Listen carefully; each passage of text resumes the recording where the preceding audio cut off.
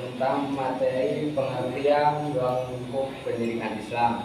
Sebelum masuk ke materi, saya perkenalkan anggota saya.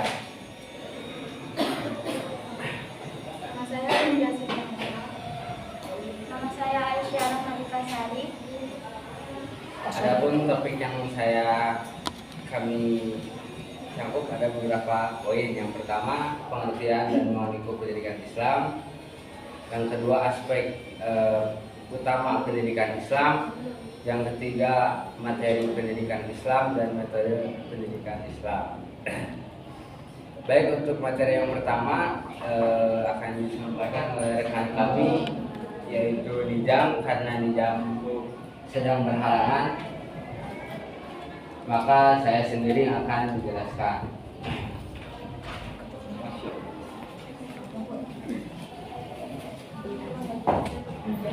Baik, materi yang pertama yaitu pengertian dan ruang lingkup pendidikan Islam. Ruang lingkup pendidikan Islam mencakup seluruh aspek kegiatan pendidikan yang berlandaskan ajaran Islam, baik dalam hal tujuan, materi, metode, peserta didik, pendidik maupun lingkungan pendidikan. Pendidikan Islam tidak hanya bertujuan mencerdaskan akal, tetapi juga membentuk akal spiritual dan sosial sesuai nilai-nilai Islam. Kenapa ini perlu dibahas? Karena secara tidak langsung ruang lingkup ini penting, dan juga ruang lingkup pendidikan Islam ini terbagi menjadi tiga, yaitu bersifat formal, kedua non formal, dan informal. Contohnya formal yaitu seperti kita di perkuliahan seperti ini, dan pondok pesantren misalkan, dan lain-lain. Yang kedua yaitu non formal, karena ruang lingkup pendidikan Islam itu luas, tidak hanya di sekolah, tidak hanya di pesantren, tapi juga ketika kita di PDS, ketika kita di kamar.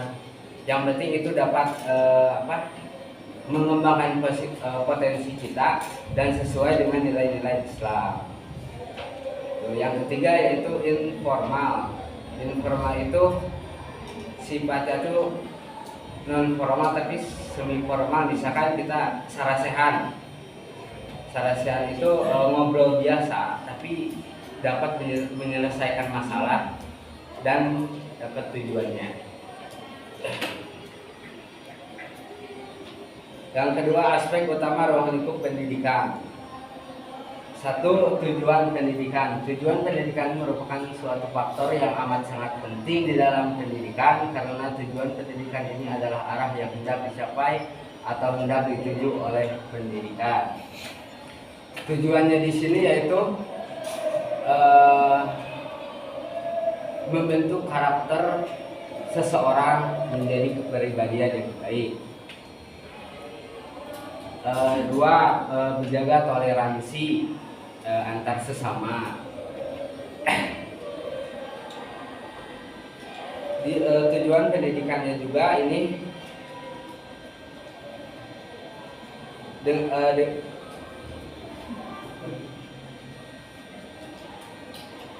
yaitu tadi menjadikan akhlak yang baik, gitu ya.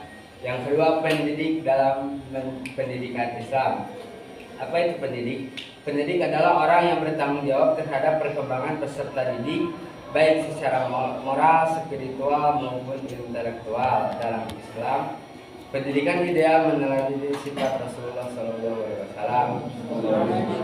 Jika kita mendengar kata pendidik secara luas, tidak hanya seorang guru yang menjadi pendidik, tapi juga di teman kita ataupun kakak kelas kita, itu juga bisa dikatakan secara luas sebagai pendidik, tidak hanya seorang guru. Yang ketiga, peserta didik. Peserta didik merupakan subjek utama untuk proses pendidikan yang memiliki hak untuk mendapatkan pelajaran guna mengembangkan kemampuan intelektual, spiritual, sosial, dan keterampilan hidup agar menjadi manusia yang beriman, berakhlak mulia, dan serta berguna bagi masyarakat dan bangsa. Proses pembelajaran Jika kita tidak ada peserta didiknya, itu tidak akan jalan. Gitu. Jadi guru memperdalam lagi ilmunya dan peserta didik mengambil ilmunya. Peserta didik dan pendidik itu harus berkesinambungan. Misalkan pendidiknya seorang guru mendoakan muridnya, muridnya juga mendoakan gurunya, dan terus pendidik itu mengetahui karakter muridnya, dan muridnya juga lebih gampang itu potensinya. Materi yang kedua akan dijelaskan. Saya di sini ingin menjelaskan tentang materi pendidikan Islam. Materi pendidikan Islam itu bisa dibagi menjadi 3. Yang pertama akidah, yang kedua syariah, dan yang ketiga akhlak. Apa sih itu akidah? Teman-teman ada yang tahu nggak?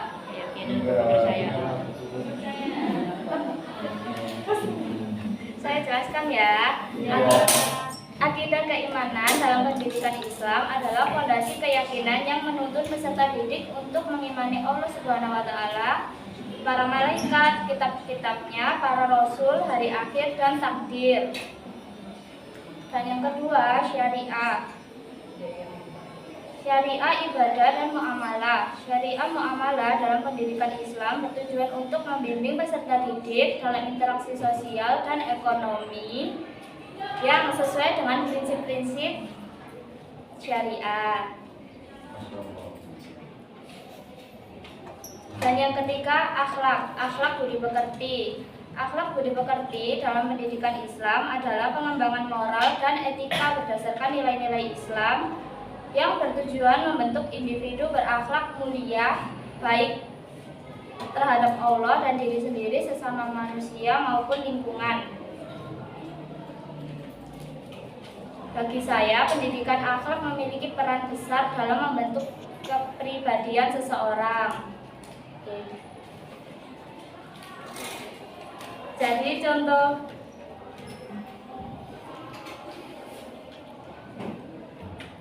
Jadi ada beberapa contoh akhlak terpuji dalam Islam. Salah satunya amanah, menjaga kepercayaan dan amanah yang diberikan. Contohnya kalian lagi di jalan, terus lihat ada orang yang uangnya jatuh, dan kalian harusnya apa?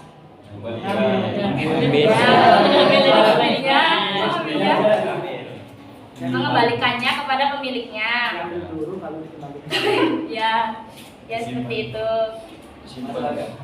Simpan. Gak boleh ya teman-teman, itu salah. Selanjutnya,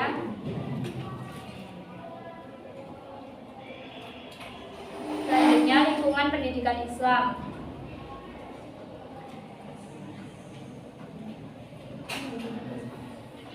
Materi selanjutnya yaitu lingkungan pendidikan Islam. Itu juga ada 3 teman-teman. Yang pertama keluarga, pendidikan pertama dan utama. Orang tua adalah guru pertama yang menanamkan fondasi spiritual, moral, dan etika anak sejak dini.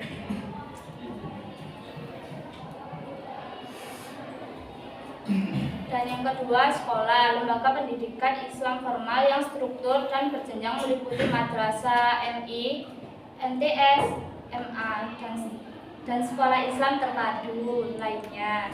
Dan yang ketiga masyarakat. Masyarakat memiliki peran penting dalam pendidikan Islam sebagai agen sosialisasi, sumber daya, pelaksanaan, dan penggunaan hasil pendidikan.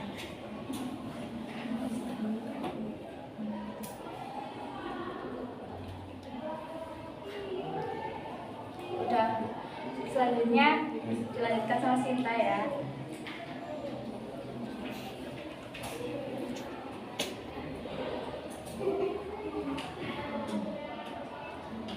Yang selanjutnya adalah metode pendidikan Islam. Metode pendidikan Islam ini adalah cara atau jalan yang digunakan pendidik untuk menanamkan nilai-nilai Islam, pengetahuan, dan keterampilan kepada peserta didik agar terbentuk kepribadian muslim yang sempurna. Ada beberapa metode dalam pendidikan Islam. Di antaranya keteladanan atau uswah hasanah. Metode ini dengan contoh nyata dari seorang pendidik, bukan hanya mengajar, tapi juga menjadi panutan dalam sikap dan perilaku.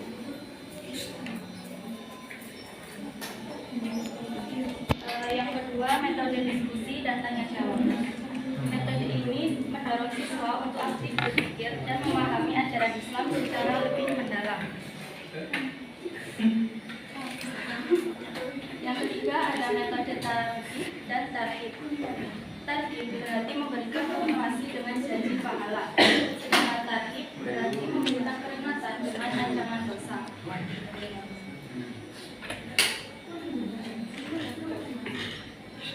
Yang terakhir ada metode pengawasan dan hukuman. Metode ini dilakukan dengan mengawasi perilaku siswa agar tetap sesuai dengan ajaran Islam. Jika ada yang melanggar, diberi hukuman yang mendidik, bukan menyakiti. Dari keempat metode tersebut, kita dapat memahami bahwa setiap cara memiliki tujuan yang sama, yaitu membentuk peserta didik yang berilmu, beriman, dan berakal mulia sesuai ajaran Islam.